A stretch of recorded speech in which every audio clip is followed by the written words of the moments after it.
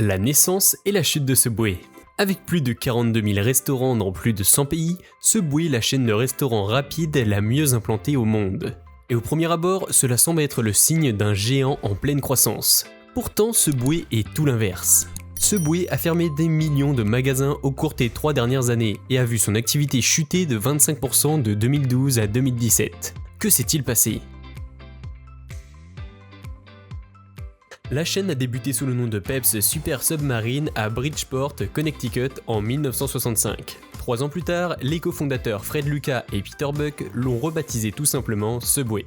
Les fameux sandwichs géants de Subway sont préparés sous nos yeux à la demande.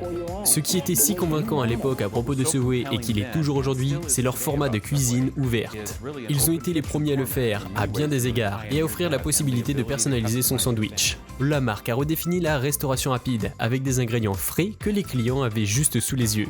Par rapport à d'autres chaînes de restauration rapide à l'époque, ça a donné l'impression d'être bon pour la santé. Et ça a fonctionné. En 1980, il y avait 200 établissements aux États-Unis, et peu après, Subway est devenu international. À la fin des années 70, dans les années 80 et dans les années 90, tout le monde connaissait Subway. Il y en avait partout, et ils sont toujours partout. Voici Joël Libava, un expert en franchise. Bien que chaque restaurant ait le même aspect et la même odeur, ce sont tous des franchises indépendantes. Vous achetez une franchise, il vous forme et vous aide à trouver un emplacement. Il vous aide à organiser la grande ouverture et c'est bon, vous êtes ouvert. Suivez le manuel d'utilisation de plusieurs centaines de pages, faites de la publicité et les clients viendront. Non seulement les franchises de Subway ont été un succès, mais elles étaient et sont toujours l'une des chaînes les moins chères à franchiser. L'ouverture d'une franchise Subway coûte entre 116 000 et 263 000 $. En comparaison, l'ouverture d'un McDonald's coûte jusqu'à 2,2 millions de $. Parce que Subway était si facile à ouvrir, le nombre de magasins est monté en flèche. Entre 1990 et 1998, le nombre de magasins est passé de 5 000 à 13 200. Et au cours de cette période, les ventes brutes ont augmenté de 2,1 milliards de $. Le succès de Subway s'est poursuivi jusqu'au début des années 2000. À une époque où l'obésité augmentait en Amérique, Subway a continué à se commercialiser comme une alternative saine à la restauration rapide. L'un de leurs grands succès est sans doute l'histoire de Jared Flog. Tout le monde se souvient de ses publicités, où il montrait ses pantalons géants et comment il avait perdu tout ce poids. Et cela leur a rapporté énormément d'argent, et ça a vraiment fait réfléchir les gens qui ont commencé à voir Subway comme une marque vraiment saine, qui se soucie de la santé des gens. C'est l'un des plus grands succès publicitaires de toutes les chaînes de télévision au cours des dernières décennies, ce qui a joué un grand rôle pour la marque. Subway a transmis l'histoire à succès de Fogg pendant à peu près une décennie. Mais en 2008, le monde souffrait des effets de la grande récession. Pour de nombreux Américains, la chasse aux bonnes affaires remplaça leur obsession de perdre du poids. Subway modifia donc son image. En mars 2008, ils introduisirent une nouvelle promotion qui définira la chaîne.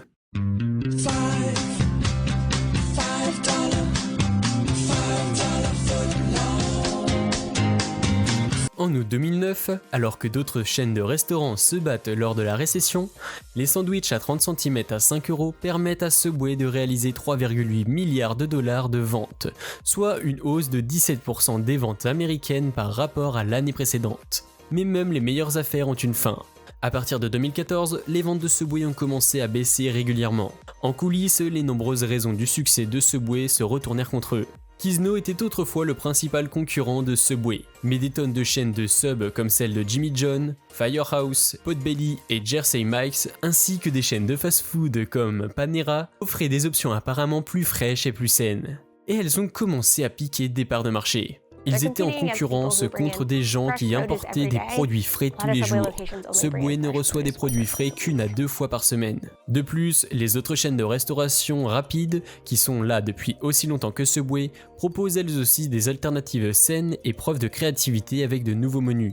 De plus en plus de chaînes de fast-food veulent innover et sortir quelque chose de nouveau presque chaque mois. Les fast-food cherchent des moyens d'attirer de nouveaux clients, de stimuler la clientèle, et la manière de faire de Subway n'était pas la même que celle des autres. Mais les autres chaînes de fast-food n'étaient pas les seuls concurrents pour la franchise Subway. Le modèle de franchise Subway rend l'ouverture des magasins tellement facile que des magasins sont inévitablement commencés à s'ouvrir les uns à côté des autres, dans des endroits lucratifs. Prenez le centre-ville de Manhattan par exemple. Dans un rayon de 15 minutes de marche sur environ 1 km², il y a 10 enseignes Subway. Et ces endroits très proches les uns des autres ont commencé à jouer des coudes, faisant baisser les ventes des uns des autres. Le contrat de franchise de Subway dit qu'on peut ouvrir n'importe où. Il n'y a pas de territoire délimité. Les franchises n'ont donc pas vraiment leur mot à dire sur l'endroit où leurs franchisés vont ouvrir, ce qui pose problème.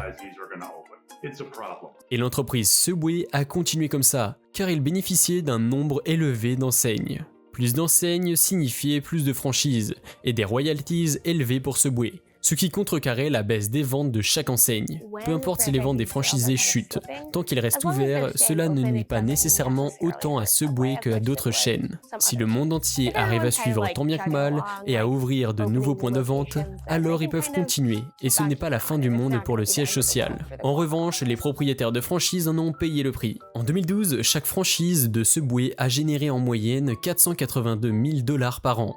4 ans plus tard, ce chiffre était tombé à 422 000 $ par an. À titre de comparaison, le revenu annuel moyen d'une franchise McDonald's en 2016 était 2,6 millions de dollars. Et pour aggraver les choses, Subway s'apprêtait à perdre le visage de son entreprise.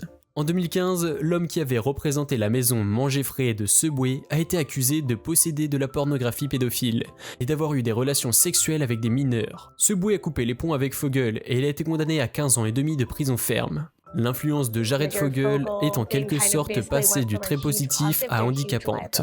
Voir sa marque associée à ces choses-là, il n'y a rien de pire. Toutes ces choses ont créé une tempête au-dessus de la tête de Subway, et bientôt les stations commencèrent à fermer. En 2016, Subway ferma 359 magasins aux États-Unis. C'était la première année où la chaîne fermait plus de magasins qu'elle n'en ouvrait. En 2017, ce nombre était à plus de 800, et à la fin 2018, plus de 1000 magasins avaient fermé. La note était salée, difficile de penser que Subway puisse rebondir, mais la chaîne y travaille. En 2017, Subway a lancé son programme Fresh Forward, en avant la fraîcheur, en commençant avec des magasins réarrangés. Les nouvelles enseignes avaient de nouveaux menus, du Wi-Fi, des ports USB, des meubles modernisés et de la musique. Je dois reconnaître que Subway fait des choses intéressantes. Il offre des subventions si un franchisé fait une demande et que tout est en ordre. Ils peuvent aller jusqu'à dépenser 10 000 $ pour la rénovation. D'ici la fin de l'année 2020, plus de 10 000 établissements auront ce nouveau design de restaurant. Mais Subway affirme que la nourriture est leur prochaine priorité, et il le prouve en investissant 80 millions de $ dans le changement des menus. Subway s'associa à l'entreprise de médias TestMade pour développer des centaines d'idées de nouveaux menus, comme le sandwich au thon Green Goddess, et la French Dip, sauce à la mode du Sud. En 2018, la chaîne a lancé son pain au fromage à l'ail, leur offre la plus réussie des 5 dernières années. En 2019, une gamme de sandwichs ciabatta, pain italien et de milkshakes à l'eau top ont fait leurs apparitions dans les magasins. Auparavant, Subway évaluait environ 6 ou 7 nouveaux produits par mois, mais nous avons mis en place un processus et investi afin d'augmenter nos capacités, ce qui nous permet de tester au moins 100 nouveaux produits chaque mois. Quant à savoir si tous ces nouveaux menus et ces nouveaux designs arrêteront la fermeture des magasins et la chute des affaires, seul le temps nous le dira. Ils doivent trouver leur clientèle. Je pense que c'est vraiment une bataille difficile pour eux, mais s'ils reviennent à l'essentiel, s'ils réfléchissent à ce que les gens veulent, s'ils demandent aux gens ce qui leur plaît, et s'ils réfléchissent à des moyens d'innovation, ce sera un bon début.